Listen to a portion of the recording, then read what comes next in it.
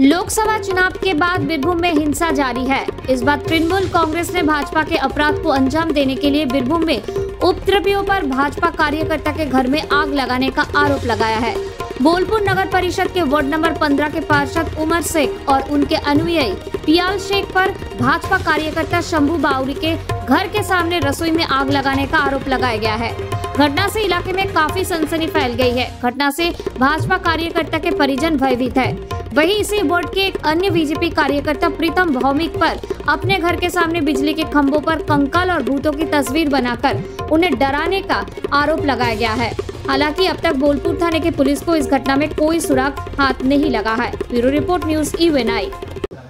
আমাদের অভিযোগ এটাই, যেহেতু বিজেপি করছি, আমাদের থ্রেট করছে এবং এগুলো সমস্ত রাজনৈতিক চক্রান্ত অবশ্যই।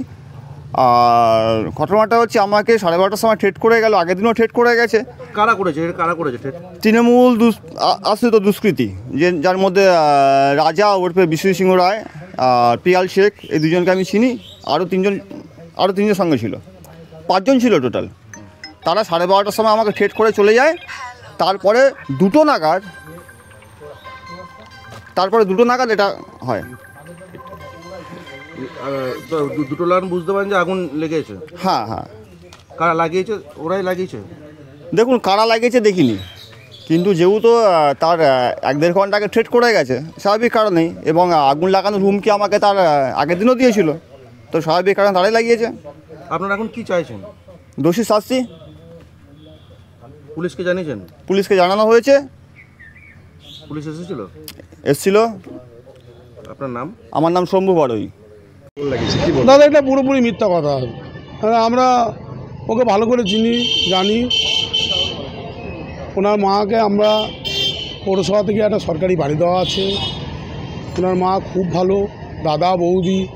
আর ও আপনার আশেপাশে রিপোর্ট নিয়ে দেখুন কীভাবে মদ খায়।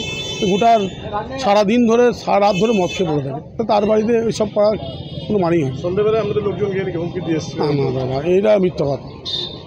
সন্ধ্যেবেলায় যদি কেউ ওনাকে এরকম করে থাকে তাহলে সারা রাত গেল দাদা, কোথাও কোনো ওদের দলের লোককে বললো না, সিনিয়রদের কাউকে, তারপরে কোনো থানায় অভিযোগও করলো না যে আমাকে এরকমভাবে করছে। তো এটা তো একটা মিথ্যা আর পরিকল্পিতভাবে করা হচ্ছে। আমরা তো বুঝতে পারছি না যে উনি কেন এরকম করছেন। ওনার সঙ্গে আমাদের কোনো ব্যাপারই নেই। আর উনি কী করেন আমরা ভালোভাবে বুঝতেও পারি না। কখনো তৃণমূলের ফ্ল্যাগ নিয়ে ঘুরে বেড়ায়, কখনো কী করে আমরা জানি না। আর আমরা কিছু ধরিও না।